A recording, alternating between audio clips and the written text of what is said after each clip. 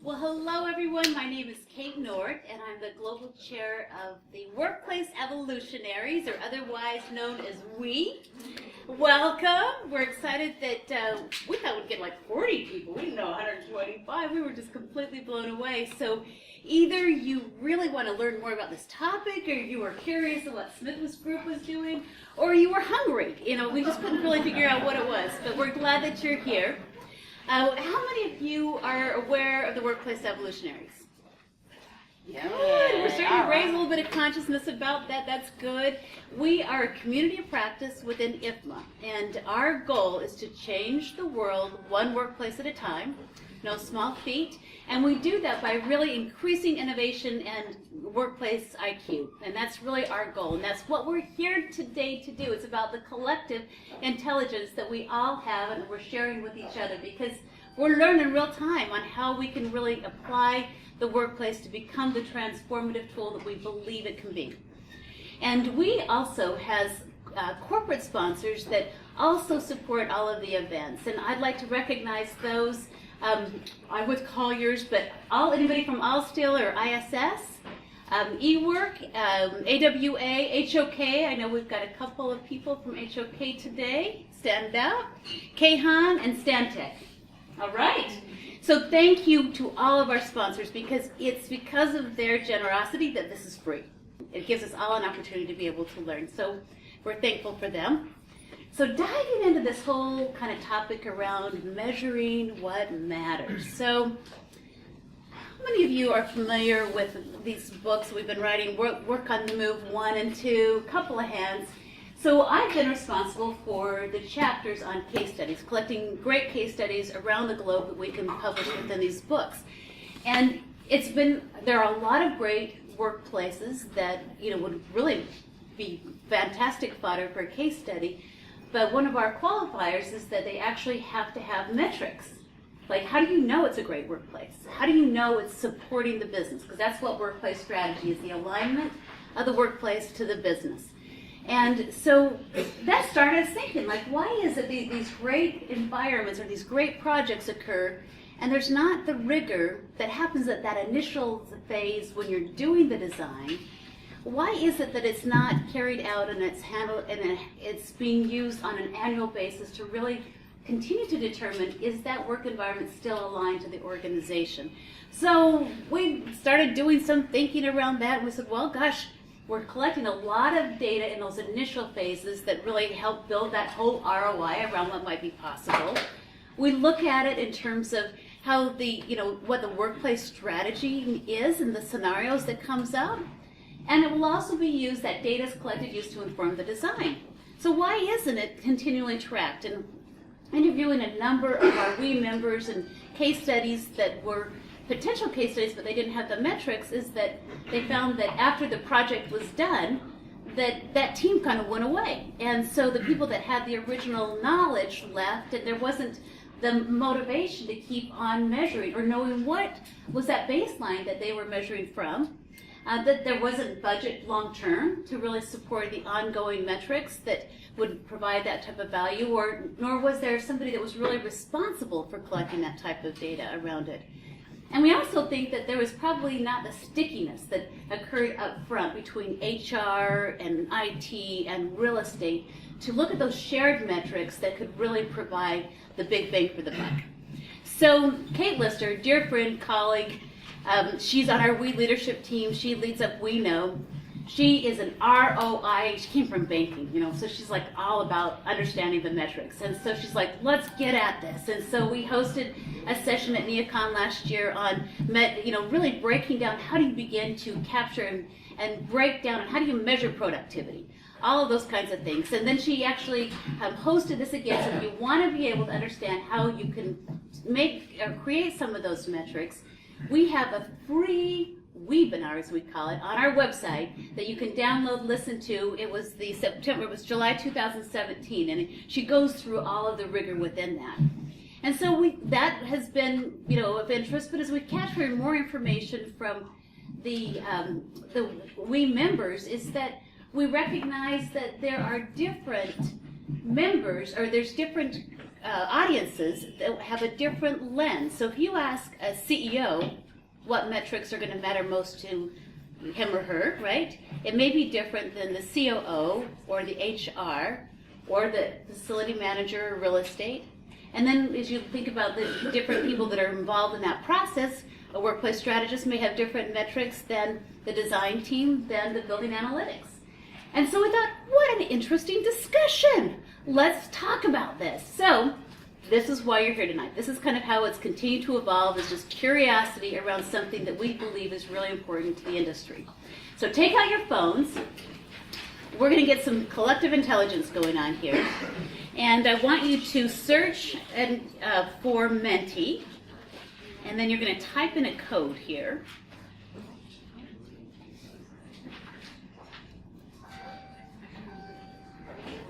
So how important is measuring workplace performance? We want to hear from you. So the code is up here. It's menti.com, and the code is 180749. And keep it out because we've got 3 more questions.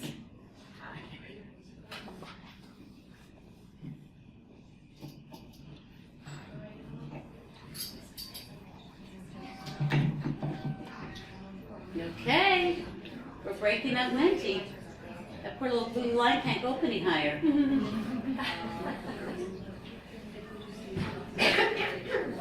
Okay, so I think we can summarize and say that we all believe that measuring workplace performance is important. In fact, it's very important.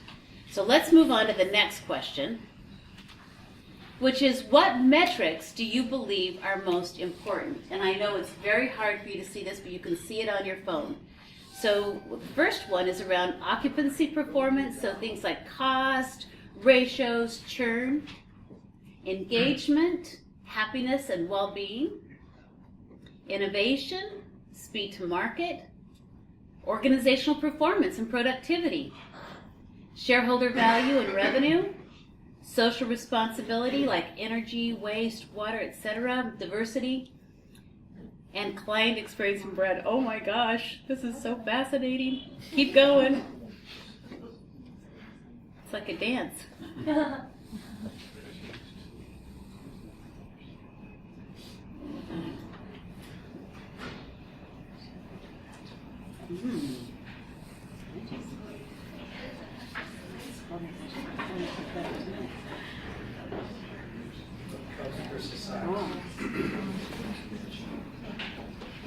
Get your answers in. All right, so I think if we were just to kind of summarize that, kind of racing to the top is engagement, happiness, and well-being, followed very closely by organizational performance and productivity. And next in line, we see client experience and brand. But I think overall, they're all important to us. So we know that it's important. We know what we need to measure. Now the question is, are you actively involved in measuring workplace performance today? And some of those may be that, it's just not your job, right, to do it. But if you are working with clients, or you are a client or an end user,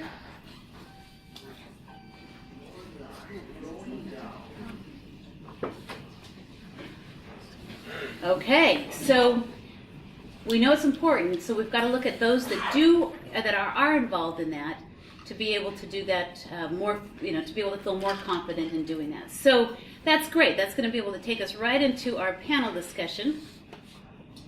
And what I'd like to do is to introduce you to our very diverse and expert panelists. And so we have a couple of organizations represented. The first is the National Equity Fund, and I'm going to let each of our wonderful panelists introduce themselves and their organization. Hi, I'm Gaylene Domer, and I work for the National Equity Fund, Vice President of Facilities. I started when I was 10. I've been there 30 years. Alex Denja with National Equity Fund. I'm the Chief Operating Officer and Chief Financial Officer. Arnold Levin, with SmithGroupJJR, I lead our workplace strategy efforts across the country. Cordani with Caterpillar, I lead up our HR effort in the mining business. Shona OD with DLR Group. I'm a building performance analyst and sustainability lead for our region. I'm Kay Wulf with SmithGroupJJR, and I lead our workplace studio in Chicago. Thank you, panelists. So into our session we dive. The first one is going to be around the National Equity Fund. It's a fantastic case study. If you haven't seen Gaylene present the full case study, you can pick up a copy of the book and go deeper into this. But we were going to have Joe Hagan, who is the CEO, share from his perspective as a CEO what matters most to him. And unfortunately, he was not able to join us today, but he did allow for me to videotape him. But I wanted just to run real quickly, just a short part of a clip with Joe. So just to ensure that our viewers today understand is that you saw and you recognized that you needed a shift in the business, and you saw that the physical place could become that billboard for change that could impact some of the culture. And that also the cost component of it, and looking at it from a real estate perspective, if you were to open it up, it could reduce the amount of real estate that you needed. It did a couple of things. First of all, it saved us a lot of money. Secondly, and it's really important that everyone owns the windows in our office. Okay? Daylight.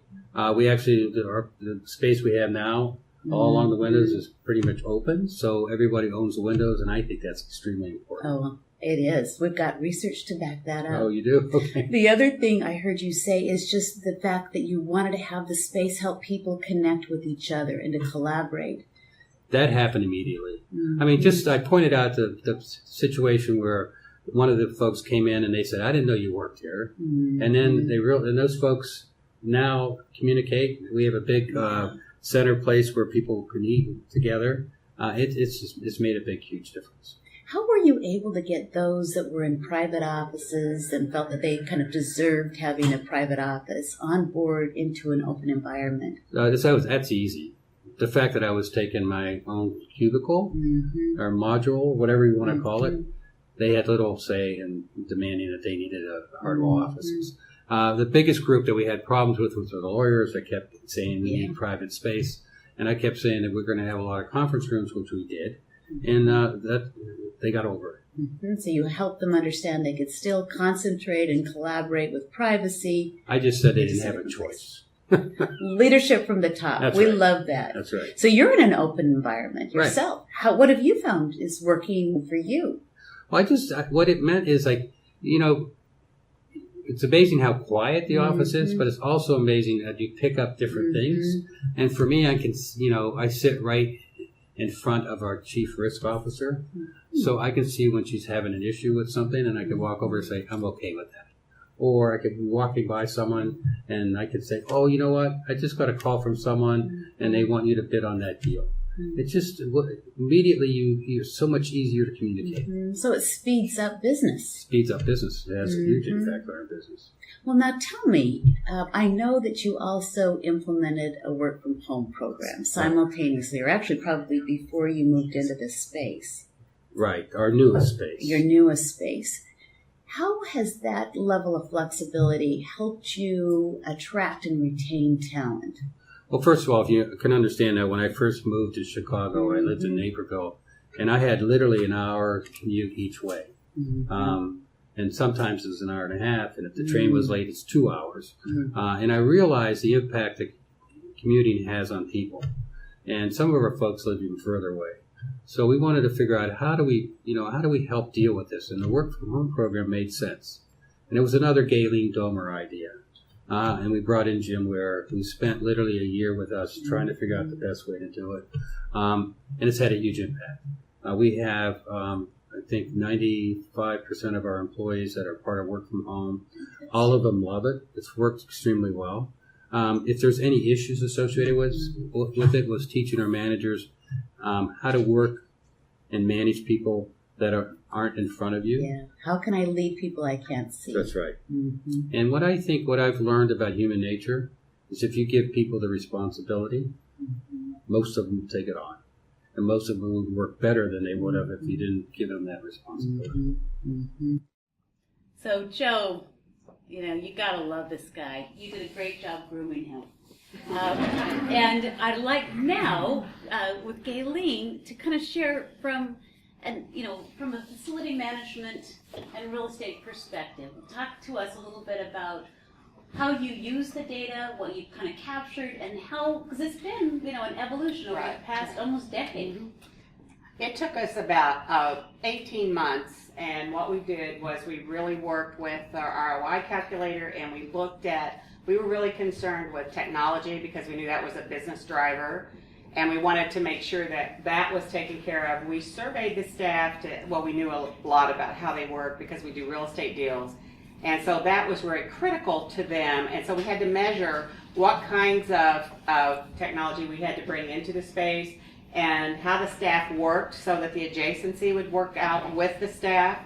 And so that was really key, and understanding the readiness for the work from home program. And like Joe said, that was an idea I had, and I said, I got it from this, and some of you have heard me say this, but it's hysterical when he does this.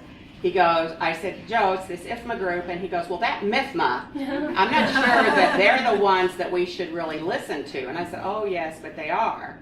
And so I started giving him statistics, and then we brought in the workplace strategist.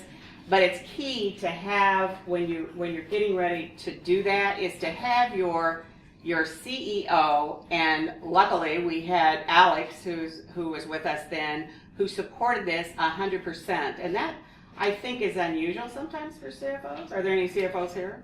Anyway, I don't want to know if you are. But for them to really, they jumped in at full speed ahead and helped with the statistics that we had to come up with. We looked at the business driver being that technology, which was the main thing, and how to, not just technology, because we figured out that you bring all this great stuff in and it never works because people don't know how to use it, and you don't think to teach them how to do that. And the complaints I've often heard at the MIFMA meetings is that people bring this expensive equipment in and then it doesn't work. So we decided, we came up with this training that we do every week, every Thursday. We train staff on everything from how to open the door, how to sit in your chair, and how to turn on your computer. And it really is amazing. And there are a lot of people that don't know those simplistic things, and they don't know about it, and they're afraid to ask. So this is a great way to help them do that. And as we think about productivity and overall performance, if you don't know how to use some of your tools, Right, you can't do that. So tell us a little bit about some of the results. Okay, so what we did was we took 7,000 square feet less, which saved the company a lot of money. And that was, Alex loved me when I did that. He listened, he wasn't really paying attention to what I was talking about, chairs and that kind of stuff. But when I said, Alex, we're taking 7,000 less and we're going to save all this money, he goes, oh, well, we should talk about this. Remember that day? So Alex, did that get your attention?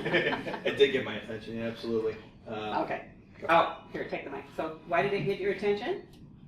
Well, it was kind of an interesting period because we were moving spaces where our lease was expiring, and we were also implementing this work from home program. So we were trying to figure out how much space we could take in our new office while we were sort of incubating this new work from home program. So essentially, we went through this calculation and we took less space, but at the end of the day, we could have taken even less, but we didn't know how well it was going to work. Right. And one thing we did was we sort of eased into it. So we did a bunch of surveys and metrics around how well was the program working. And you can see, obviously, it was really strong. The results were really strong. So what we found was that not only were the employees really enjoying the flexibility and the ability to have a little bit more time eliminating the commute, things like that, but also the managers were seeing a equal, if not better, performance from their employees. And so we talk about metrics. This is, the topic is metrics. So we have sort of this kind of like a playbook. Joe makes me laminate it, actually. So I laminated. It's got 10 years worth of statistics for our company, and we've been measuring statistics for a long time.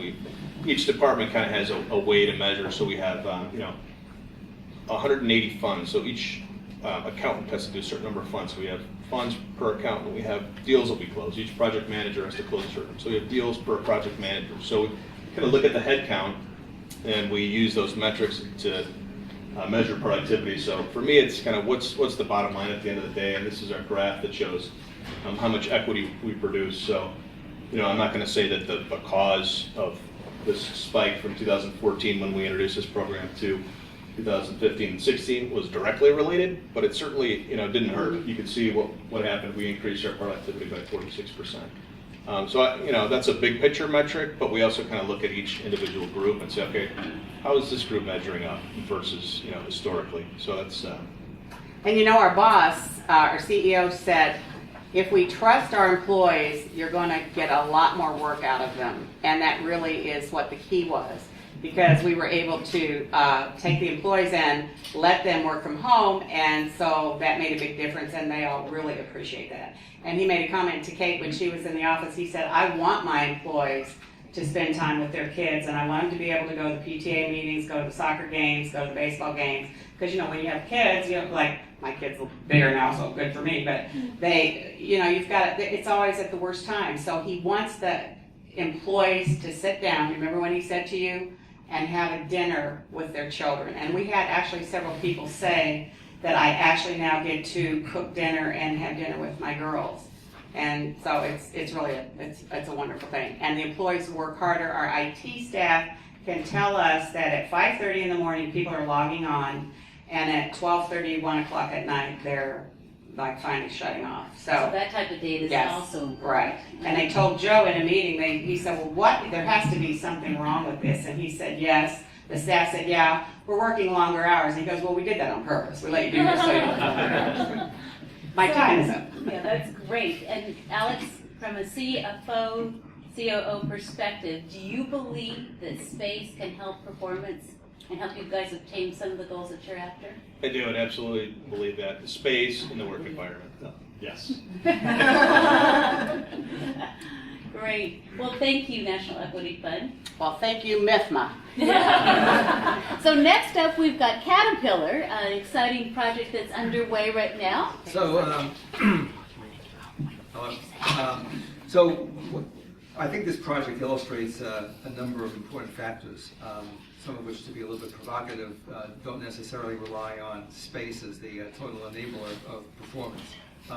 It illustrates, I think, how a project should be organized in terms of a relationship of the actual workplace strategy, development, and architecture results to that, with HR, which Ben represents as an integral part of the project team. Too often, as designers and strategists, we are involved with facility managers and corporate real estate folks who have a certain perspective of life and change.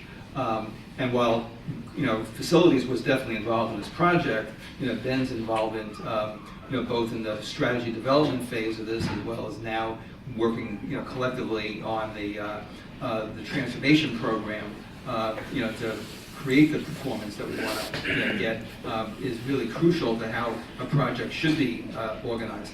The second thing is about what are we measuring, and so this project is not about measuring a reduction of individual footprint of a space. It really is looking at organizational performance, which is an area that I believe has been sorely overlooked by our profession, unfortunately. So again, what we're going to sort of talk about is, what types of metrics did we develop? Ben's going to talk a little bit about the HR perspective, with this, and what his goals were as part of this project. How we developed workplace design strategies that emanated from that, and how transformation, a program around transformation, is really crucial to doing that. And when I said space by itself isn't going to change organizations. Transformation programs become an integral, component of that. So the project overall is obviously downtown Chicago. This is the new headquarters for Caterpillar Surface Mining and Technology Division. People who make those large two-story trucks that Ben promises me I could get a ride on. But just so on time and budget. On time and budget. See, we're measuring the wrong things already. But one of the fascinating things about Caterpillar that I learned, never having been in the field on trucks like this, is that Caterpillar was doing autonomous vehicles 15 years ago, before it became the buzzword today. So a phenomenally interesting organization. And so this is their new headquarters, 149,000 square feet of new building, new workplace strategy, relocating a whole host of individuals from basically 3 sites, Peoria, Decatur, and South Milwaukee. and some from Germany as well. So, major cultural change from Midwest to Southwest, and everything that involved. So, what we looked at are identifying project goals, the role of HR, workplace design strategy that integrates all of that, as well as a transformation program, and that's how we looked at developing performance metrics. Sure. So to build on some of the things, and we won't go through all the acronyms here. What I would say is, we from an HR perspective have been involved since day one, and own the building, and frankly the performance of the building as a tool. The key throughout this though is, and I was interested in some of the metrics, is that we from day one see this as a tool to deliver the business and deliver the results and the strategy for the business. So I'm hip to hip with our CFO, and I think the reason it works from us from a partnership is my goals as the HR are his goals as the chief finance officer, and that's to have a space that helps the business and the people succeed. Now we come about it a little different way, so we have a good yin and yang occasionally where I have to say, it'll be okay, Christoph, we'll get there, and he has to say things like, yes, but you can't have cotton candy machines, right? We find a mix, but the point is, we saw this as a tool to deliver the business, and from the HR side, and what we're measuring is how well employees use the tool, and how comfortable they are in it. And again, a unique opportunity because we're moving people, not just geographically in their world, right? So they're moving to a new region of the country or the world in some cases, but we're also at the same time changing the way they work, going to a more collaborative, open design, implementing more of the workplace flexibility things in terms of working from home, and creating a space for them. So throughout, we knew that a key success driver for that was to have employees part of the process. And that's where really Arnold and the team came in. We gave them a goal, and to really move us from just a singular product where an engineer worked on his or her singular product to a solution. How do we deliver customer value? How do we deliver that business strategy? Really always focused on the customer. So utilizing a workspace that brings the customer and brings the iron into the office. Because the beauty and the burden of making two-story machines is you don't get to field it every day, right? So they aren't just sitting around, you don't drive them to work, things like that. We have people that would like to. But then also from a business perspective, create an environment that people want to work for that becomes a talent magnet for us. So again, as you think about a tool, it's a tool to make employees engaged, it's a tool to help attract new employees, and it's a tool ultimately though, all those other things that contribute to it's to help the business succeed in our strategy. So we got the Smith Group involved. So, as Ben said, when we started the project, the first thing that we had senior leadership do was identify, for us, what were the strategic initiatives as an organization that Caterpillar and SM&T was involved in. It wasn't just talking about collaboration. What we wanted to know was, what kinds of disruptions and organizational changes were driving the business. And not unlike most organizations that are being disrupted by technology. This whole move from a product focus where you had engineers coming in purely focused originally on delivering these phenomenal pieces of equipment to really a whole focus around solutions. Not unlike what Ford is dealing with in going from manufacturing automobiles to manufacturing mobility solutions. The whole idea, what that then transpires into is, going from an organization that's internally focused with me and my individual group, to a much more external customer focus. Very different way of looking at an organization and how an organization is designed and the kind of space that, enables that to happen. So again, the project goals that were given to us, through workshops that we engaged with them on, was these 7 key project goals. Focusing on the customer, changing the culture. As Ben said, this whole transition and move from the Midwest to the Southwest wasn't just to create a house or a home for a bunch of product engineers, but it was really designed to change the culture of an organization from how they were working previously to a new culture. It was about being an integrator across multiple divisions and departments within SM&T. It was about rebranding what Caterpillar SM&T was all about. A number of the other things which are more cultural were, about expanding on humility.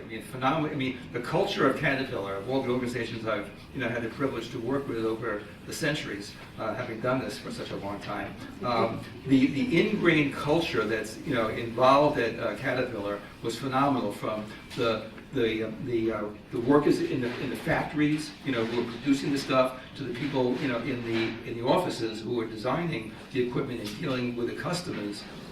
It's really throughout. Early on in the project, I had asked, Ben, was HR doing something in terms of how they hire people? Because everybody bought into this whole role of humility. And obviously, as Ben said, one can't get away from budget and schedule, but also about partnering with the community. And so one of the things that we do is, rather than assume measurements, we ask our clients, what do we measure to know that this is successful? So the very easy question, which most of us are afraid to ask our clients because we don't want to always hear the answer, is how will you know a year after you move into this new facility that the project is a success? And how are you going to measure performance and success? And so these were 6 key performance measurements that Caterpillar executives identified for us. Yeah, so and I know we're running short on time, but the key part of the measurement for us, and again, it is linked to the strategy, but I thought one of our leaders and our employees is we have engaged them in the process throughout of this tool and how to succeed.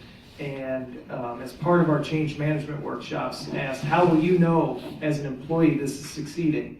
And in terms of a collaborative work environment, in terms of a workspace, and you get all the typical answers that you would expect to see. And then one employee, I think 2 weeks ago, said, I'll know this is working when an employee from a different group helps me solve one of my problems. And that's going to be etched in stone for our leaders. Is we'll know this workspace is working when we see groups coming together. And I think your CEO said, walking by each other, creating those opportunities to collaborate through collision, and when we're solving problems across groups, delivering the business, we'll know we've got there. So again, just very quickly, and I'll skip the strategy solution, but what I want to focus on here is, one of the ways that we understand who our clients are and understand where performance, comes from, is through looking at an organizational model, which looks at the client's organizational strategy, their business strategy, their organizational structure, their work processes, their people, and their reward system. How are their staff rewarded? So again, if one of the goals is to break down silos, are individual groups being rewarded to break down the silos? So again, not to be, create total heresy, but the space in the building in and of itself is not going to break down these silos. The space by itself is not going to allow, that person to know that this project was successful when he gets a solution from somebody in another department. And so we do a number of tools and exercises to be able to glean from them, where are the inhibitors and enablers for these, for organizational success to occur in terms of collaboration and level of structure. So a matrix like this, tells us in red where the client's groups think they are today in terms of level of structure, which is the vertical axis, versus level of collaboration, which is the horizontal. So what this is telling us is that the majority of groups that participated in these workshops believe today that Caterpillar is highly structured and not as collaborative as the goal is. So again, we could create wonderful collaborative spaces, but we also know that a transformation project has to work together in order to make this work. So just moving ahead, because I know we've ran out of time, I promised Kate that I wouldn't. Again, partnering with HR, we've been, working collectively with HR as part of the team to uncover and design a change transformation program. So So again, it's not just us coming in as outside consultants, but it's partnering with HR and Ben's team, but it's also engaging with employees at multiple levels beyond what we engaged with them when we did the workplace strategy originally. The other important reason why HR needs to own this, is because it embeds this in the culture of the organization long after we're gone. Hopefully we're never gone, but the reality is that at some point they have to take ownership of this thing. And so, having HR, be part of this process is so critical to the long-term longevity of any real transformation program. Next up, we have Shona O'Day. Sure, thanks, Kate. And just before I get started on what I intended to talk about, I wanted to just reflect on these two case studies because I think that they're applicable to my slides they're going to follow. And that's that there's trends in these case studies, right? Each group has talked about how they got together and they set goals. They actually talk more about your goal setting and achieving goals than any of the design parameters in between.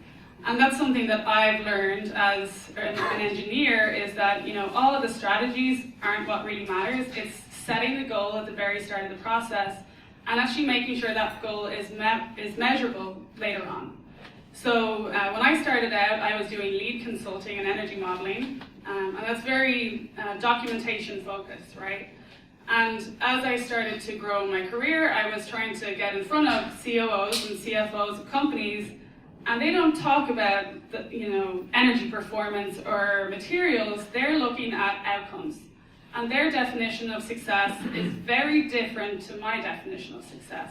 So I realized that I either needed to understand them or feel misunderstood for my career. So I've really started to try and research what companies are actually looking for from an outcome perspective, and that's productivity.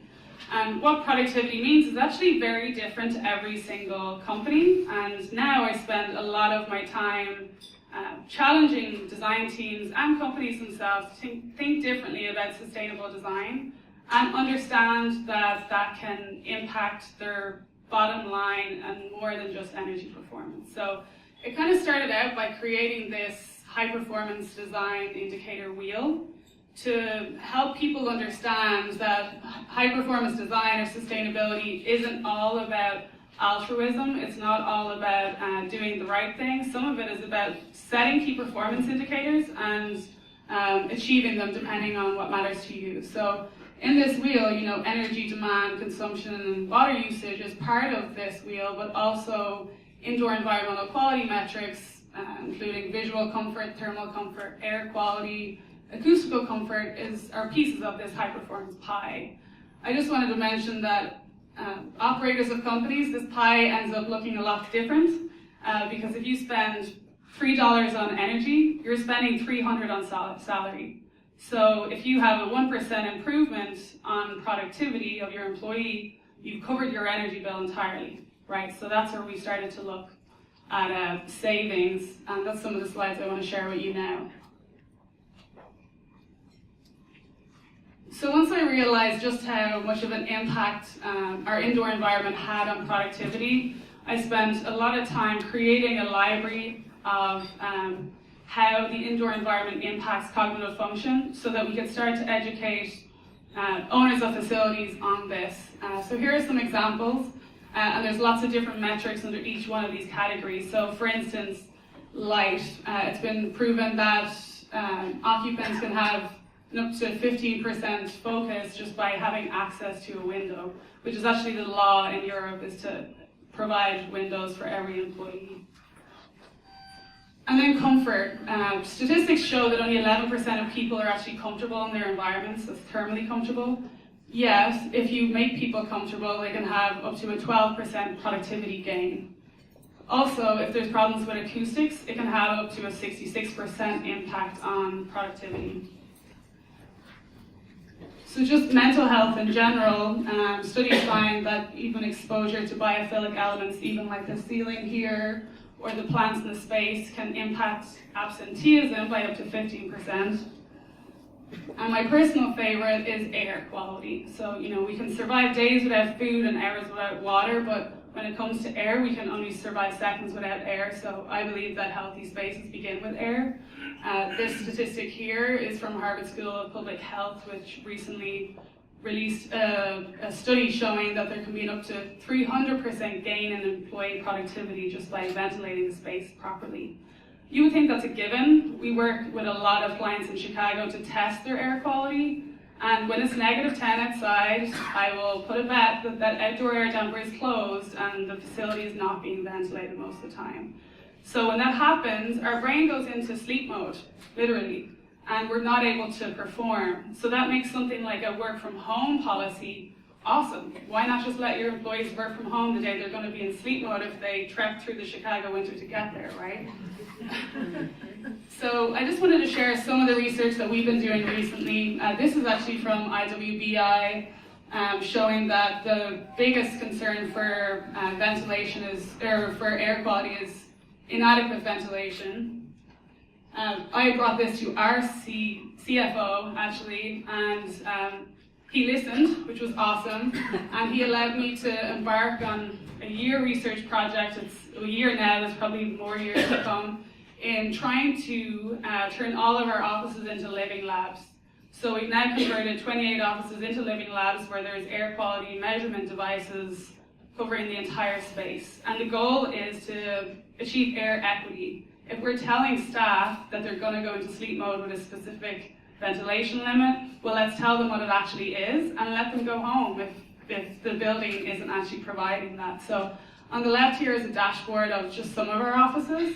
So you can see here, everyone's in the green. This time we've actually seen that it's only specific, like 10 or 20 minute intervals when we've actually compromised our air quality. So this has been an awesome tool to help our employees understand that we actually care about elevating the human experience through design, but also as a transparency tool. It's been proven that the perceived injustice of any facility can be dramatically decreased by just providing the data alone, which has been awesome for us.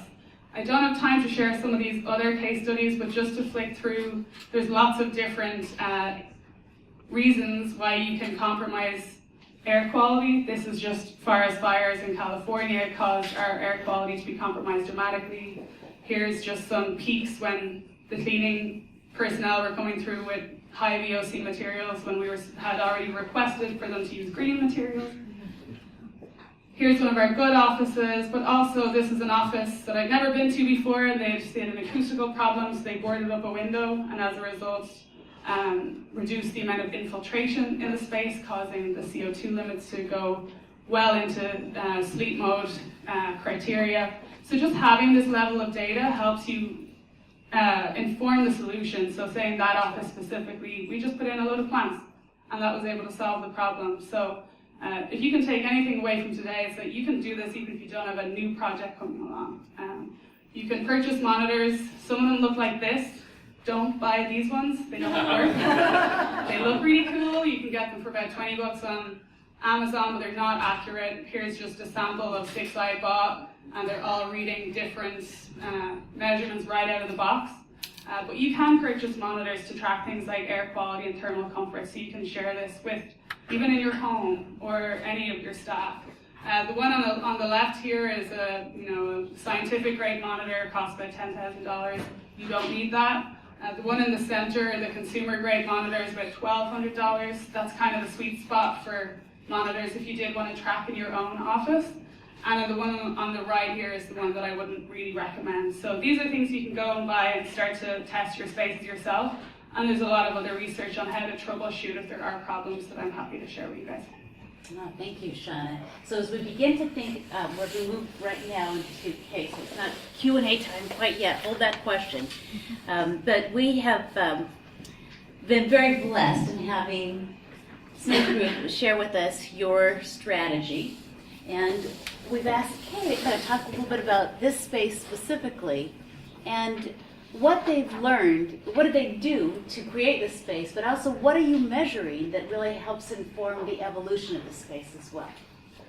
Sure. So first and foremost, welcome to our home for Chicago office of SmithGroupJJR. Glad you all got to come out tonight. Hopefully you all took the tour of the space. so that you can kind of understand some of the stuff that I'll be presenting right now. So we moved into this space in October of 2016, so we've lived in it for a little over a year. And as we've been living in it, we've constantly been studying how we work within the space, our space use.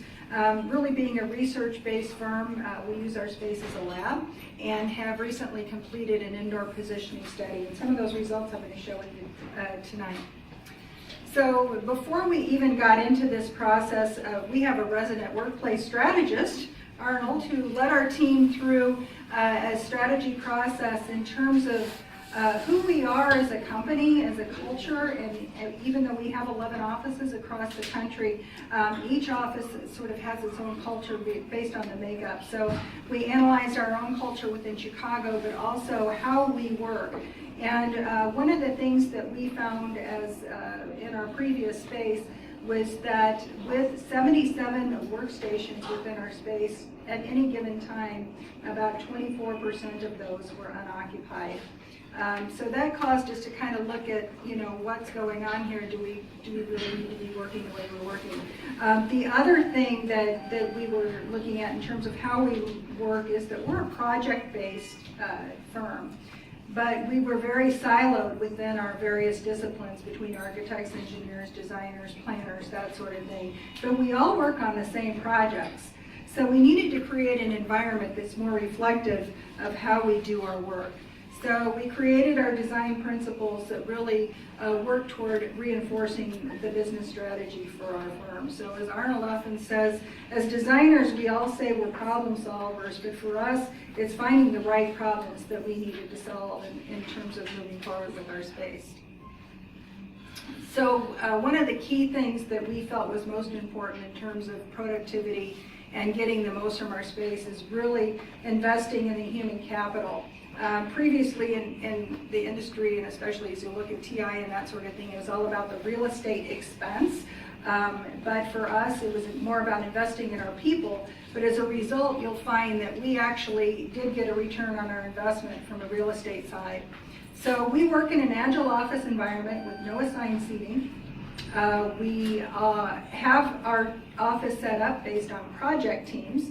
So you may be working with the same project team for a number of months and stay with that same team throughout the duration, or you could be working on 4 different projects and need to be moving around and working with those different teams. Additionally, we actually designed activity-based work settings so you can work the way you need to work at any given time. So whether it's with your team, in a quiet car, kind of heads down, focused work, going into a phone room for a WebEx, that sort of thing. So when we moved in, we had 85 workstations with 83 employees, and we now have 105 employees with those same 85 workstations. And that equates to 131 square feet per person, but we actually have 200 square feet per workstation. So within our ways of collecting data, we did this in a variety of ways. We did Survey Gizmo for our pre and post occupancy surveys. We have a system called Enlighted, so if you did the tour, you probably saw our heat sensing installed throughout the space within our light fixtures. And that actually can determine occupancy, but it doesn't necessarily determine utilization. So we then moved into a way of tracking called Blue Vision, which helps us analyze utilization. And we had help with this through our data analytics group, which we call our TIP group, our technology and practice. So they helped us gather all of the data and analyze it in a way that we as designers can comprehend it and put it together. And then we also have our room schedulers, which we can actually track how those are used. But I will also say there were 2 additional things for this, which was physical observation for how we've used the space, even before and after occupancy, and then good old-fashioned Post-it notes. So some of the key findings we found as we were using Blue Vision, within our office, we had 96 assigned badges, so we were able to track the data points of each individual employee. And through any given time, we found an average occupancy of 77% of our space using this. So at peak, we were about 86% occupancy within the space. So additionally, we're actually able to track patterns, so we can kind of see when people are arriving and leaving. And then one of the interesting things that we're able to track is occupancy versus utilization. So occupancy is a point in time that shows that a space is occupied within an hour. But utilization actually tracks minute by minute. So we actually could see if a conference room was actually used for the whole hour that it was booked for, or was it only used for maybe 20 minutes, that kind of thing. So it's interesting as you look at the percentages, the top row is occupancy, the bottom row is utilization. So the difference in actually being able to measure and compare those was interesting finding. And we could also analyze how long those spaces were occupied. So it would make sense that workspaces were used at most duration, but then shorter durations within the live, make, or the meet spaces. Through all of our different data analytics, we actually analyzed the utilization of our conference rooms. So this actually helped inform us for the expansion of our space. So we built out about 2/3 of the floor. We're getting ready to build out the other third. So we were able to study all of this information to right size and really determine what's best for us. So some of it took some tweaks on some of the spaces we have and really analyzing how we can best use our spaces moving forward.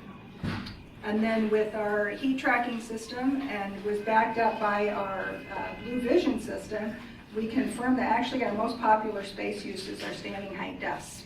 So the green areas show the most popular, the yellow next, and then the pink are the least used spaces. And just because we could, we kind of tracked our different disciplines, even though we broke down the silos, we still wanted to see how we were using the space. And then being studio and project-based, the real key finding for us was how the various project teams were using the space. Were we using them in the way that we had intended to use? So these are our different groups within the office, and it does show how those groups did team together and collaborate. And if you believe what you read, agile work environments are all based on what the millennials want, but we did do a generational study and found that boomers, Gen Xers, and millennials are all pretty much equally agile. So they all move around the office, and this actually shows data tracking points. So if you can see the diagonal colored lines in the middle, they all move about the space pretty much in the same fashion. There really isn't a generational difference. We were able to track paths of travel, but it, quite frankly, was a data hog. So I'm showing here just sort of the extremes of how one user on the left used it versus all the way on the right, how we sort of had some partners in the space.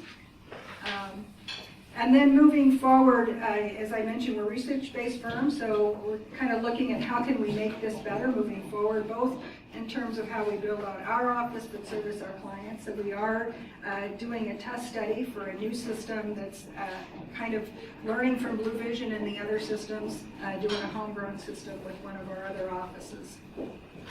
And as I mentioned before, using Post-it notes is one of our ways of collecting data. So after one of our all-staff meetings, we asked our office to rate on Post-it notes whether they preferred the new space as an agile office environment, or if they could redesign the space.